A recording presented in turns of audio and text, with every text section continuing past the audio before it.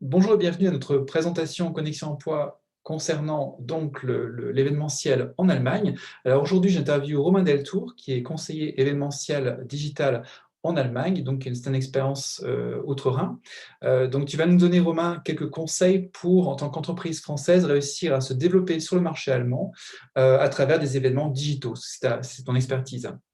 Exactement, exactement. Donc, merci beaucoup Jérôme pour m'avoir ici.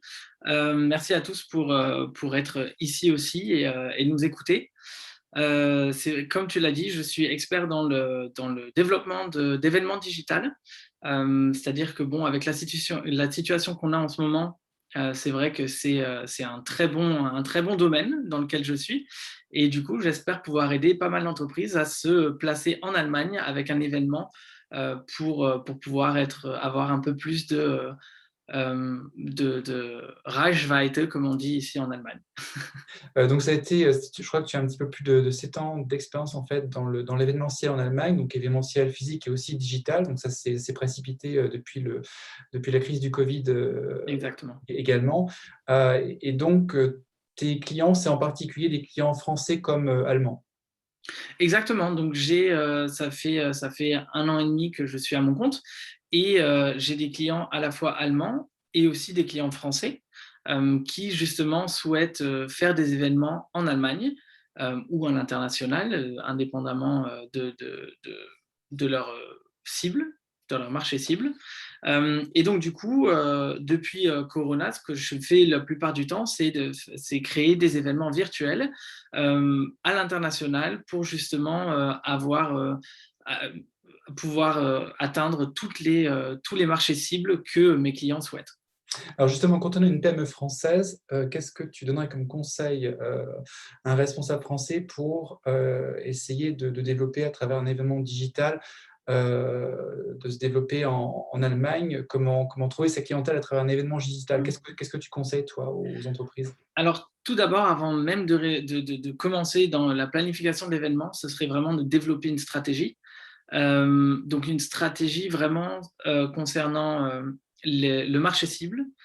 Quel marché nous souhaitons viser en Allemagne? Une stratégie marketing, c'est-à-dire que comment est-ce qu'on va faire la communication avant l'événement, sur quelle plateforme et par quels moyens. Et aussi avoir dans la stratégie en vue quel est le but de l'événement.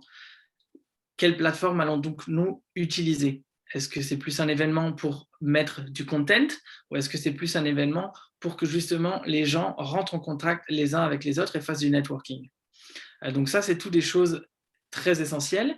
Et ensuite, bien évidemment, dans la stratégie, c'est le développement du programme. C'est-à-dire que comme on est dans le virtuel, on n'a plus ce contact humain.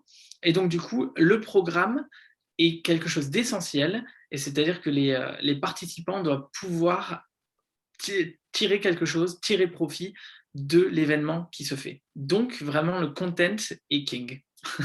Ça veut dire que tu passes peut-être par des experts qui se présentent dans leur domaine, en fait, ou qui réalisent aussi des présentations. Comment tu donnes cette fameuse valeur ajoutée, en fait, aux clients? Donc, du coup, le client connaît son marché le mieux. Donc, soit le client a déjà des keynotes en tête et des interlocuteurs en tête qu'il veut mettre en avant avec certains thèmes. Bien évidemment, moi, en tant qu'externe, je recherche aussi un petit peu sur le marché du client, à savoir quels sont les thèmes qui sont en ce moment très importants sur le marché allemand, si la PME française veut se placer en Allemagne, ou sur le marché à l'international, si la personne veut avoir des participants qui sont justement basés à l'international. Quels sont les formats que tu proposes? Quels sont les différents types de formats que tu proposes à des sociétés qui veulent se développer, des petites sociétés? Mmh. Donc il y a plusieurs formations. On a le format Zoom qui est pour moi le moins intéressant, c'est-à-dire que c'est une vidéoconférence et la plupart des personnes sont habituées et cet aspect événementiel n'est pas là. Moi, ce que je propose, c'est vraiment des plateformes de live stream avec une combinaison live stream et networking entre les participants et bien évidemment la possibilité de modifier le design de la plateforme dans laquelle on est pour l'adapter justement au design du client. Et ce que je propose, c'est vraiment un grand portfolio de plateformes qui va du petit congrès ou du petit meeting avec juste un live stream et un chat pour que les personnes puissent interagir entre eux, jusqu'à la conférence où on a vraiment des présentations de posters, on a un live stream, on a plusieurs live streams qui vont en parallèle où les personnes doivent s'enregistrer pour dire de faire partie d'un workshop, où on a des vidéos, des vidéoconférences inclus dans la plateforme et on a par exemple du speed networking. Et donc tout ça, c'est vraiment à prendre en considération dès le développement et dès le début et la conception de l'événement, c'est-à-dire quel est le but de notre événement. Que veut-on? Quelles sont les différentes plateformes que tu vas proposer aux entreprises? Tu peux nous donner des exemples concrets de plateformes que tu Oui, utilises? bien sûr. Donc une plateforme qui est franco-allemande d'ailleurs, c'est Melting Spot. Donc ça offre vraiment la possibilité d'avoir un live stream et un chat pour les participants. Il y a d'autres plateformes, par exemple Talk. Talk, c'est une plateforme allemande qui est très bien ici en Allemagne puisque la DSGVO, qui est justement la protection des données en Allemagne, Ouais. est très importante, surtout dans l'événementiel. Et cette plateforme respecte tout, puisque tous les serveurs sont en Allemagne et offre un panel de possibilités inouïes. C'est-à-dire qu'avec cette plateforme, on peut organiser vraiment de très gros congrès, très compliqués, qui sont pour les participants très simples à suivre. Au niveau de l'organisation, parce que le mot organisation en Allemagne est toujours placé au centre de beaucoup de discussions, et de la structure de l'événement, tu conseillerais aussi aux entreprises d'être bien préparées, vraiment dans le détail, avant d'aborder des clients dans le cadre d'un événement digital? Oui, alors je sais que pour nous, en tant que Français, c'est très difficile de tout planifier et de se dire on va tout planifier à l'avance parce qu'on sait très bien que de toute façon, tout ne peut pas être planifié à l'avance. La seule chose, c'est que si on entre dans le marché allemand, il faut prendre en considération la mentalité aussi allemande, qui est très professionnelle, très ponctuelle.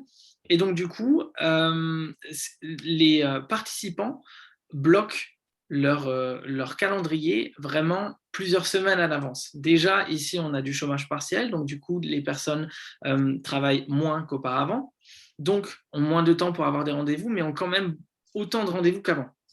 Donc, du coup, le fait d'envoyer une invitation au moins 2 semaines à l'avance, 2 semaines, c'est vraiment le grand maximum pour laquelle on peut envoyer l'invitation, ça permet justement d'avoir déjà permis aux participants de bloquer le rendez-vous. Et ensuite, au plus on donne l'information le plus tôt et au plus on respecte les informations qu'on a données, le mieux et le plus professionnel on sera.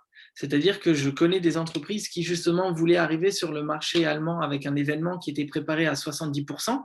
30% étaient laissés au hasard, c'est-à-dire que voilà, la PME s'était dit 30%, on ne va pas pouvoir les planifier, ce sont ceci, cela.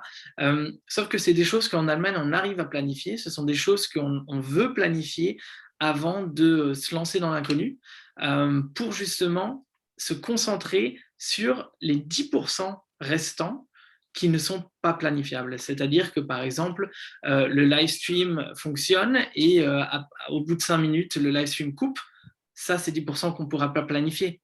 Mais déjà, avoir inclus le live stream, avoir fait des tests, avoir fait un deuxième test, avoir fait des tests avec les speakers eux-mêmes, ça aide vraiment à se préparer au maximum et à montrer sur le marché allemand qu'on a un événement professionnel qui fonctionne de A à Z et ne pas rentrer dans le cliché de l'événement français ou de la culture française qui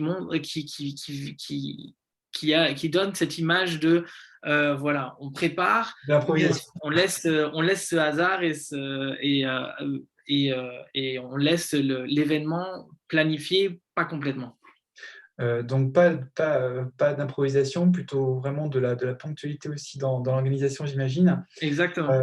Ensuite, quel conseil tu donnerais en fait dans le type de communication? Est-ce que là, si tu as noté des petites différences par rapport aux événements auxquels tu as pu participer et organiser en France?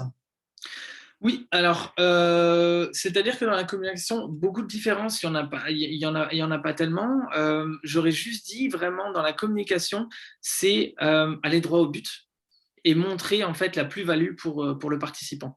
Vraiment parler de manière informative et non pas euh, créer des très beaux textes, etc. Vraiment aller droit au but et leur dire et dire aux participants quelle est la plus-value, pourquoi est-ce qu'ils doivent venir à l'événement, qu'est-ce qu'ils vont en tirer.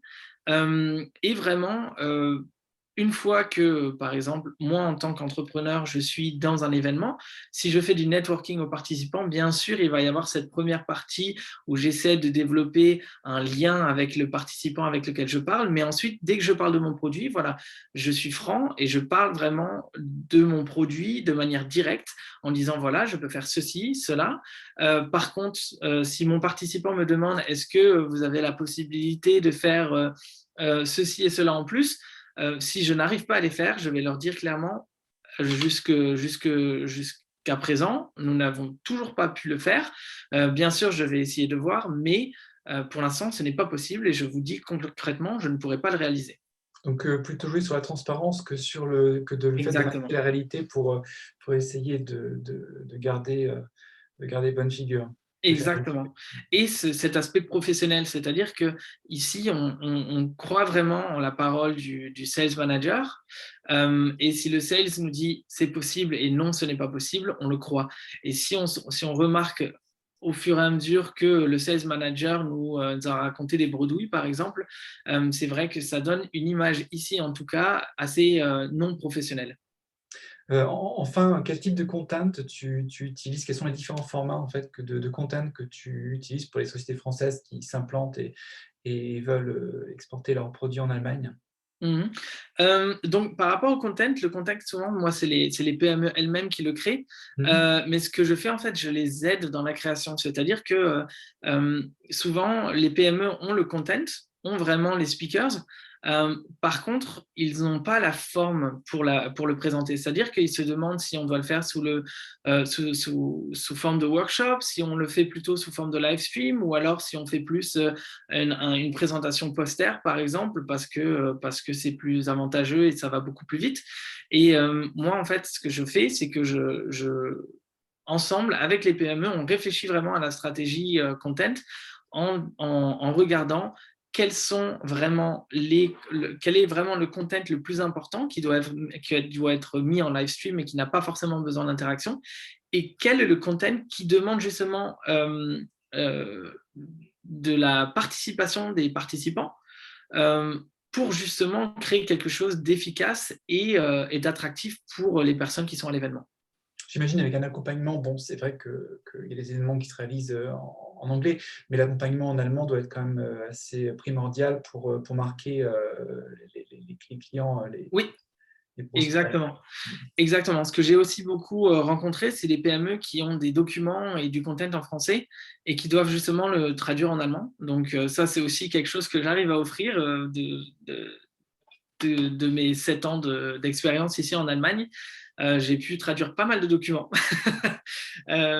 Et justement, j'offre cette possibilité en fait de non pas seulement formuler un texte qui va être attractif pour le marché allemand, mais aussi de traduire le texte pour que ça soit compris par la cible. Ben, en tout cas, je te remercie Romain pour tes conseils et puis ton retour d'expérience par rapport à l'événement digital en Allemagne qui est en pleine voie aussi de développement. Ça fait Mhm. depuis la crise du Covid, en tout cas, il y a eu beaucoup de nouvelles plateformes qui ont vu le jour, qui sont développées et il y a des choses très intéressantes qui ont Oui, été mises sur le marché. Mais c'est vrai qu'il faut savoir s'orienter sur le marché allemand qui est très concurrentiel quand même et même dans le digital. exactement, exactement. Et c'est pour ça que j'offre justement ce service à plusieurs entreprises qui, euh, qui ont pour l'instant toujours fait des événements en live, donc personnels, et qui justement se demandent si le personnel peut être aussi transformé en virtuel. Et même si au début, comme tout le monde, je n'y croyais pas trop, euh, il y a aujourd'hui des plateformes qui se sont développées, qui ont vraiment beaucoup, beaucoup, beaucoup d'outils qui permettent vraiment d'avoir l'impression d'être en contact personnel avec les participants, ne serait-ce que de ces visioconférences qui ne durent que 5 minutes, par exemple, et ensuite on change d'interlocuteur. Ça, c'est vraiment des choses qui se sont développées et où j'aime bien en fait montrer aux entreprises que peut-être que c'est pas la même chose que dans le live, mais ça reste très attrayant et très personnel quand même pour la situation dans laquelle on est. D'accord. Très, très bien en tout cas. Romain, merci pour tes conseils. Donc, vous trouverez Merci beaucoup. le lien du site internet de Romain si vous voulez prendre contact avec lui, puis aussi son profil LinkedIn donc sur notre événement. Et puis, en tout cas, je te souhaite un bon développement en Allemagne et puis de pouvoir bien servir des sociétés qui sont en plein développement en Allemagne. C'est super intéressant. Super. En tout cas, merci beaucoup. Si vous avez la moindre question, n'hésitez pas.